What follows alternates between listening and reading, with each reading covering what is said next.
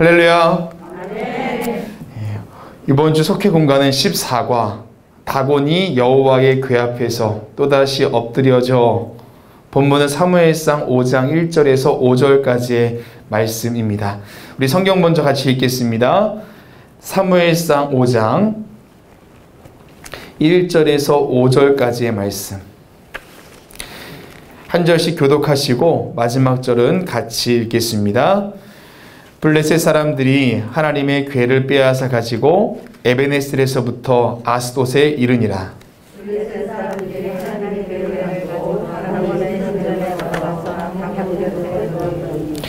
아스돗 사람들이 이튿날 일찍 일어나 본즉 다곤이 여호와의 궤 앞에서 엎드려져 그 얼굴이 땅에 닿았는지라. 그들이 다곤을 일으켜 다시 그 자리에 세웠더니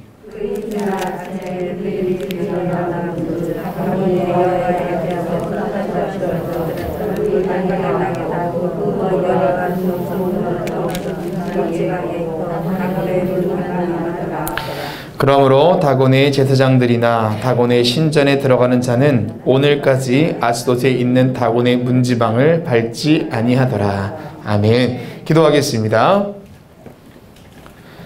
하나님, 광림교회에 속한 모든 속회를 기억하여 주시고 이번 주에 드려질 귀한 속회 예배 가운데 함께 하시사 속회를 통해 주시는 놀라운 은혜와 축복 있게 하시고 특별히 속장님들 가운데 능력을 더하여 주셔서 그 속회가 하나님께서 귀하게 쓰시는 응답의 자리요, 전도의 자리요, 지도자 양육의 자리가 될 수 있도록 인도하여 주시옵소서. 예수님의 이름으로 기도합니다. 아멘. 이번 주 속회는 14과입니다. 우리 지난주에 13과에서는 은혜를 입은 여인 한나에게 임했던 특별한 주님의 은혜를 함께 살펴보았습니다. 한나는 어떤 환경 속에서도 사람 탓을 한 것이 아니라 하나님만 바라보았습니다. 그의 절실했던 기도 가운데 하나님은 응답하셨고 또 사무엘이란 아이를 주셨습니다. 하나님께서 한나에게 그리고 한나 옆에서 끝까지 한나를 지켰던 우리 엘가나 그들의 기도를 기억하시고 하나님께서 응답해 주신 이야기를 함께 살펴보았죠. 우리 속회들도 우리 특별히 속장님들도 주어진 모든 삶의 자리와 신앙의 자리에서 하나님만 바라보며 끝까지 기도할 때 하나님께서 이를 생각하신지라 자카르 기억하시는 은혜와 축복이 함께 하시기를 주님의 이름으로 축원합니다. 자, 이번 주에는 이젠 사무엘상 사무엘이 태어나고 그 뒤의 이야기를 전해주고 있습니다. 사무엘과 더불어서 엘리 제사장에는 두 아들이 있었죠. 홈니와 비느하스. 사실 그 당시에 엘리 제사장 그 가문은 이스라엘 백성들을 대표하는 가정입니다. 그리고 그들의 신앙을 대변하고 있고 대신하는 모습이라 할 수 있습니다. 그런데 엘리를 비롯하여서 그 두 아들이 굉장히 심각한 영적인 부패를 가지고 있었습니다. 제사를 멸시했고 수중들은 여인을 부정하게 했고 그리고 백성들을 괴롭혔고 결국 어떻게 되었습니까? 두 아들도 죽고 엘리도 죽고 그리고 그의 손자는 이가봇 하나님의 영광이 떠났다라는 이름을 가진 채 태어나게 되지요. 이게 어쩌면 이스라엘 백성들의 현 주소입니다. 신앙적으로 부패하고 타락해져 있는 그 상황 중에 특별히 오늘 말씀에서는 그들의 신앙이 하나님이 아니라 철저하게 자기에게 있음을 우리가 알 수 있습니다. 전쟁에 나갔습니다. 블레셋과의 전쟁에서 결국 4,000명의 사람이 전사하죠. 그 상황을 놓고 어떻게 하면 우리가 이길 수 있을까를 고민하다가 결국 생각해낸 것이 무엇입니까? 하나님의 임재의 상징이었던 법궤를 전쟁 중으로 가지고 오자. 그게 그들의 생각이었습니다. 어쩌면 굉장히 신앙적이라고 볼 수가 있지요. 하나님의 임재가 그 전쟁 중에 있을 때 이길 것이다라는 어쩌면 하나님께서 주신 지혜일 수 있으나 그게 진짜 지혜가 아니었고 얼마나 그게 미련한 것이었는가를 우리가 살펴볼 수 있습니다. 결국은 홈니와 비느하스가 죽고 그 죽었다라는 소식을 들었던 엘리도 뒤로 넘어져 목이 부러져 죽습니다. 그리고 법궤마저 빼앗깁니다. 오늘 그 이야기 중에 법궤가 빼앗긴 그 현장에서 법궤가 놓였던 그 자리에 놀라운 일이 벌어지는데요. 오늘 그 이야기를 통해서 오늘 속회의 은혜를 나누고 특별히 속장님들 가운데 먼저 그 은혜의 마중물의 은혜가 함께 하시기를 주님의 이름으로 축원합니다. 법궤 자체에는 능력이 없습니다. 그렇죠? 많은 사람들이 교회만 다니면 다 된다라고 여깁니다. 근데 교회를 다녀야 되는 것이 아니라 하나님을 믿어야 되는 것입니다. 법궤 자체에 능력이 있는 것이 아니라 하나님의 임재의 상징이었던 그것을 바라보면서 그들의 믿음을 점검해야 하는 것이 바로 그들 가운데 있어야 하는 것입니다. 여러분, 성막 자체 훗날 성전이 되었습니다. 근데 근본적으로 보자면 하나님의 성전 자체는 하나님께서 원하시는 그런 본래의 성막의 모습은 아닙니다. 성막은 어떻습니까? 성막은요, 굉장히 초라합니다. 언제든지 구름 기둥이 이동하고 불 기둥이 이동하면 그곳에 지을 수 있는, 언제든지 지을 수 있는 최소한으로 사람들의 수고가 들어가야 하는 것이 바로 성막의 모습입니다. 흔히 이동형 텐트의 모습을 갖고 있었지요. 하나님의 임재는 한 곳에 머물러 있는 것이 아니라 이스라엘 백성들이 순종하며 걸어가는 모든 곳에 하나님의 임재가 있다. 이게 바로 성막이 가지고 있던, 하나님께서 원하셨던 성막의 모습입니다. 근데 인간의 왕이 세워지고 성전이 세워진 것은 무슨 의미일까요? 어쩌면 이스라엘 백성들이 그 성막의 개념을 잃어버렸다라는 것이 될지 모릅니다. 결국 예수님께서 오셨을 때 성전은 무너집니다. 이스라엘 백성들의 신앙이 무너졌습니까? 그렇지 않죠. 예수님이 직접 성전이 되셨습니다. 어느 곳에 있든지 특정한 장소가 중요한 것이 아니라 주님을 모시고 섬기는 그 자리가, 예비하는 그 자리가 성전이 된다라는 겁니다. 예수님께서 요한복음 4장에서 사마리 여인을 만나 주셨을 때 사마리 여인이 갖고 있었던 궁금증이 하나 있었습니다. 선생님, 저기 이스라엘 백성들, 유대인들은 저기 시온산에서, 예루살렘에서 예배드리는 것이 진짜 예배라 하고, 우리 조상들은 바로 이 산, 그리심산에서 예배드리는 것이 진짜 예배라고 하는데 어디서 드리는 예배가 진짜입니까? 질문을 하죠. 그때 예수님께서 뭐라고 말씀하십니까? 장소가 중요한 게 아니라는 것입니다. 영과 진리로 예비하는 자를 찾으시느니라. 하나님께서 원하시는 것은 예루살렘에 있는 산도 아니고 그리심산도 아니라는 것입니다. 영과 진리로 예비하는 사람을 찾으신다. 사도 바울이 전도 여정 중에 교회를 세웠을 때 성경 어디에도 건물을 세웠다라는 말이 없습니다. 공동체를 세웠습니다. 예루살렘 교회 박해가 임하였을 때 성도들이 흩어졌습니다. 그게 끝입니까? 아니지요. 흩어진 사람들이 또다시 교회를 세우고 믿음의 공동체를 이루었습니다. 그게 교회의 모습이라는 것입니다. 오늘 이스라엘 백성들은 법궤 자체에 뭔가 능력이 있는 것처럼 여겼습니다. 법궤만 가지고 있으면 전쟁이 이길 거라고 여겼습니다. 또한 법궤가 빼앗겼을 때 좌절했습니다. 우린 끝났구나. 심지어 블레셋 사람들마저도 법궤 앞에서 벌벌 떨었죠.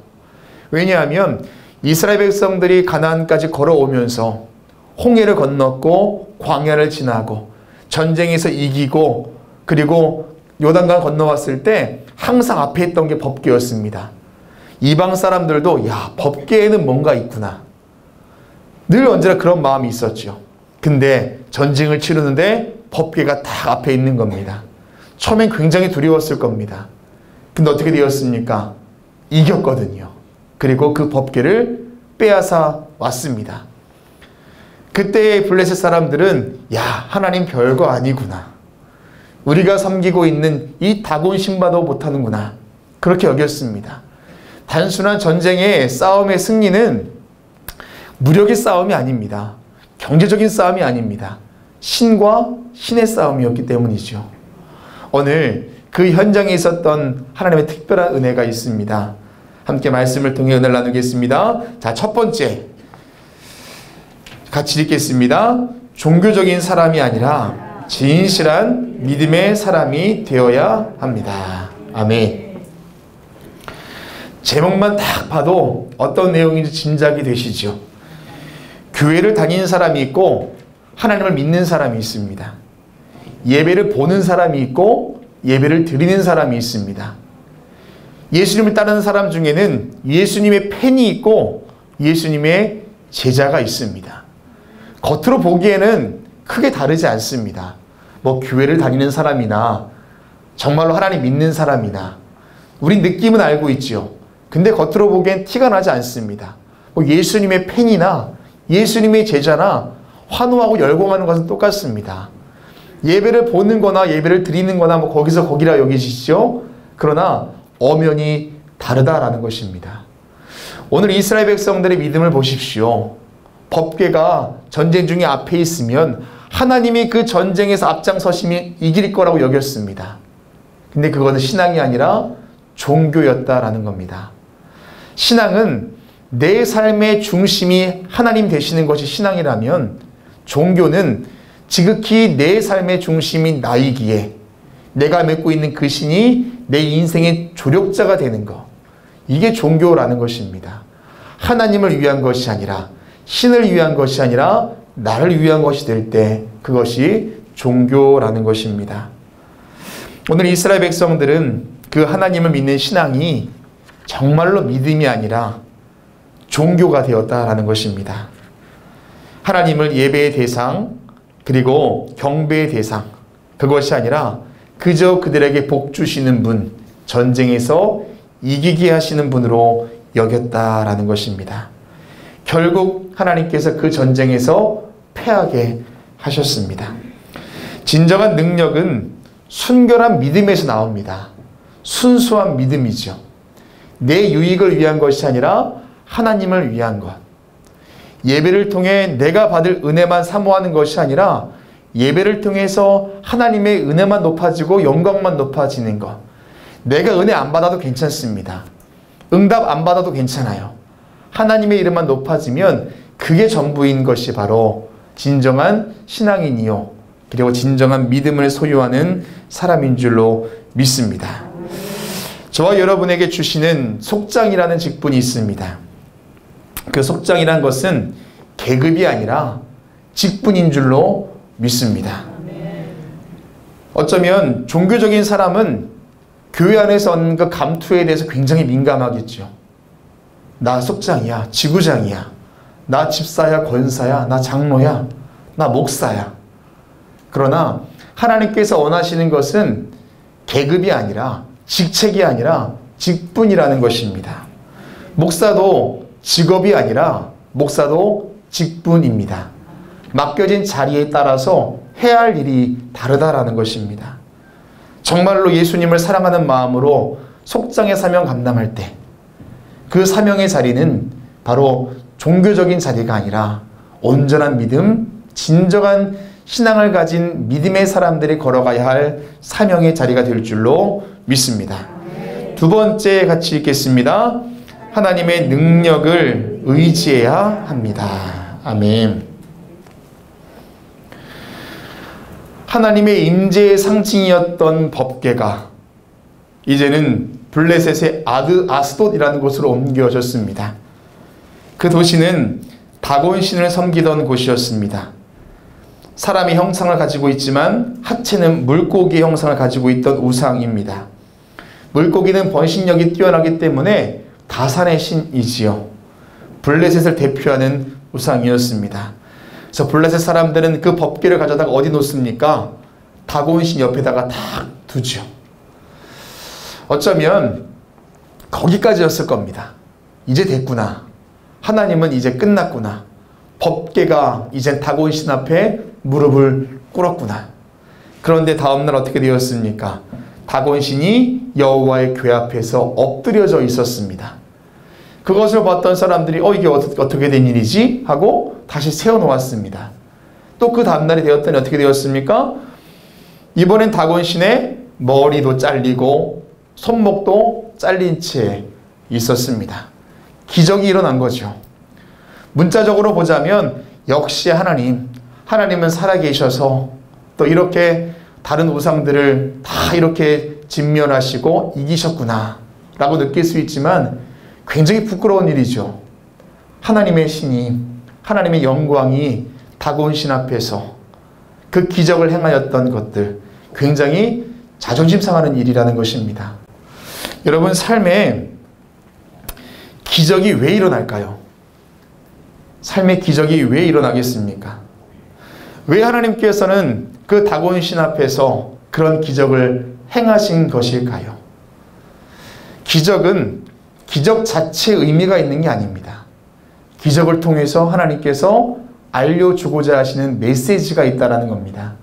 그래서 요한복음에서는 그 기적을 표적이라고 이야기하죠. 사인이라는 겁니다. 기적을 통해서 뭔가 보여주고자 하시는 하나님의 메시지가 있다는 겁니다. 오늘 다곤 신의 머리가 잘리고 손목이 잘리는 것은 어떤 의미가 있겠습니까? 목이 잘렸다는 것은 생명을 의미하는 것이고 손목이 잘렸다는 것은 능력을 의미하겠죠. 생명과 능력이 오로지 주님께만 있다는 것을 보여주기 위함이었습니다.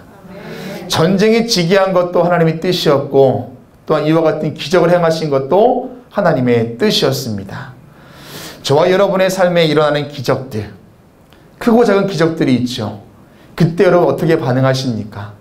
어떤 분들은요, 죄송합니다, 기적이 없다고 해서 좌절하시는 분들이 굉장히 많아요. 열심히 기도하고 진짜 믿음을 다하여서 기도했는데 뭔가 내 삶에 기적이 일어나지 않는다고 해서 뭔가 내 믿음을 의심할 때가 있고 하나님 자체를 의심할 때가 많이 있습니다. 그런데 반대로 생각해 보십시오.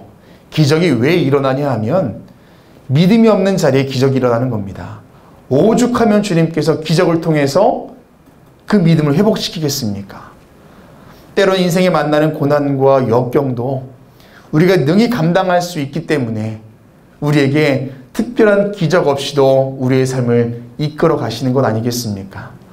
여러분의 삶에 뭔가 진짜 극적인 기적이 일어나지 않음으로 인하여서 낙심하는 분들 계시다면 그것은 어쩌면 내 믿음이 잘 가고 있구나 라는 증거인 줄로 믿습니다. 또한 삶의 기적을 경험하시는 분이 계시다면 그 기적 자체에 감사가 있는 것이 아니라 기적을 통해서 하나님께서 말씀하시는 것이 무엇인지를 분명히 알아야 할 줄로 믿습니다.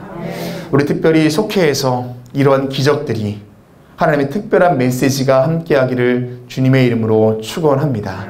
그 일을 위해서 기도하시고 또한 그 능력이 하나님께 있음을 의지하는 속회가 되기를 주님의 이름으로 축원합니다. 마지막 세 번째 같이 읽겠습니다. 죄에 대한 온전한 정복이 있어야 합니다. 이스라엘 백성들이 블레셋에게 졌습니다. 자, 근데 블레셋은 어떤 민족이냐 하면 이스라엘 백성들이 가나안 땅을 정복했을 때 완전히 진멸해야 될 민족이었습니다. 근데 진멸하지 않았죠. 못한 게 아니라 안 한 겁니다. 하나님께서 하라고 했지만 안 한 겁니다. 왜 안 했겠습니까? 블레셋에 있던 그 문화와 그리고 그들이 살고 있었던 종교나 등등이 너무 매혹적이었기 때문에 그렇습니다. 다 진멸하기에는 뭔가 아까운 거 있잖아요. 저와 여러분의 삶에도 있을 거요. 분명히 하나님께서 다 드리기를 원하시는데 남겨둔 거 있을 거요. 여러분 가운데도 있죠. 하나님께서 원하시는 것이 전부인데 남겨둔 것이 분명히 있습니다. 뭐 그것이 눈에 보이는 것일 수도 있고 눈에 보이지 않는 것일 수도 있습니다. 대표적인 것이 있다면 시간일 겁니다. 시간. 하나님께 드릴 시간이 있는데 점점 그 시간이 내 시간으로 점점 오고 계시지 않습니까? 분명 드려야 될 시간이 있는데 그 시간이 점점 작아지고 있다면 다시 한번 우리는 우리의 신앙의 상태를 점검해 봐야 합니다. 하나님께서 이스라엘 백성들에게 원하셨던 것은 완전한 진멸이었습니다. 거의 진멸이 아니라 100% 진멸입니다. 근데 이스라엘 백성들은 이유야 있었겠지요. 그렇죠? 전쟁에 나갔을 때에도 사울이 좋은 것들을 남겨둔 이유는 있었습니다. 무슨 이유가 있겠습니까? 이것으로 예배 드려야지. 이것으로 뭐 좋은 일에 써야지. 선교해야지. 우리의 시간을 조금 이제는 내 것으로 만들었을 때 내가 이 시간으로 더 건강해져야지, 내가 더 충전해야지, 이유는 다 있습니다. 근데 주님께서 원하시는 것은 100%라는 겁니다. 거의 그리스도인이 아니라 완전한 그리스도인, 그것을 주님께서 원하신다라는 것이죠. 오늘 이스라엘 백성들은 그 블레셋을 진멸하지 못했습니다. 결국 그것이 올무가 되고 가시가 되어서 결국 전쟁에서 지게 되고 그들의 신앙이 바닥으로 떨어지는 현상까지 이루어지게 된 겁니다. 사랑하는 여러분, 저와 여러분의 믿음의 길에서 100% 신앙을 소유하기를 주님의 이름으로 축원합니다. 깨끗한 물이 컵에 담겨 있는데 거기에 더러운 이물질이 탁 떨어지면 그 물은 오염된 물이 됩니다. 작은 균열 하나가 건물을 무너뜨리게 하지요. 코로나 바이러스, 눈에 보이지도 않는 그 작은 균 하나가 지금 전 세계를 벌벌 떨게 하고 있지 않습니까? 작은 문제, 눈에 보이지 않는 그 작은 문제가 저와 여러분의 인생을 망가뜨릴 수 있다라는 것입니다.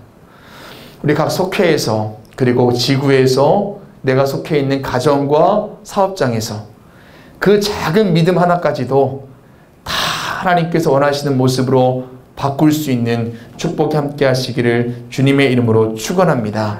별거 아니었던 것들이 정말로 특별한 우리의 삶의 올무가 될 때가 있습니다.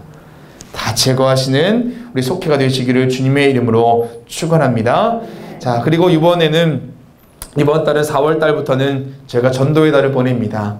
우리 각 교구별로 또 지구별로 속회별로 전도의 계획들이 있으실 텐데 그 계획들 잘 이루어가서 4월 한 달 동안 귀한 열매 맺는 속회가 되시기를 주님의 이름으로 축원합니다. 기도하겠습니다. 하나님, 광림교회에 속한 우리 모든 속회들을 기억하여 주시고 특별히 속장님들을 기억하여 주셔서 우리에게 주어진 직분 잘 감당할 수 있도록 인도하시고 우리 가운데 먼저 주신 그 마중물의 은혜가 속회로 흘러갈 수 있도록 복을 더하여 주시옵소서. 예수님의 이름으로 기도합니다. 아멘.